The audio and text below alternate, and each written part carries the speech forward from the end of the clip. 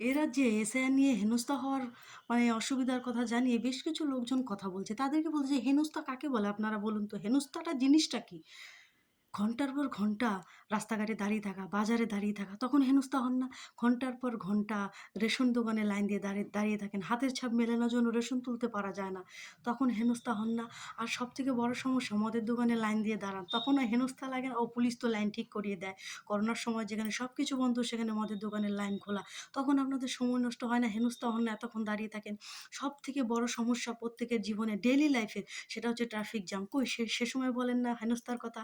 যেখানে ঘন্টার পর ঘন্টা দাঁড়িয়ে থাকতে হয়। আর এই এসআইআর এত বছর পরে হচ্ছে, আবার আগামী কি পরের বছর হবে? বছর হবে নাকি? আবার হয়তো ৫ বছর বা ১০ বছর বা ১৫ বছর পরে হবে। তো তার জন্য যদি হিয়ারিং এ ২-১ জনের ডাক পড়েও থাকে, হ্যাঁ, অনেকের এই দেশের নাগরিক হওয়ার পরেও তাদের হিয়ারিং এ ডাক পড়ছে। তার কারণ কেন? ওই যে চন্দ্র, এটা সেটা, কুমারী এই সমস্ত ব্যাপারের জন্য ডাক পড়ছে। এই সময় আপনারা খুব হেনস্থা হচ্ছেন, তাই না? সত্যি বাঙালি চরিত্র। আপনাদের হেনস্থা যে কাকে বলে সেটাই বুঝি না। যেটা রেগুলারই প্রতিদিনের জীবনে হয়ে যাচ্ছে ডেইলি লাইফে সেগুলোকে আপনাদের হেনস্থা মনে হয় না।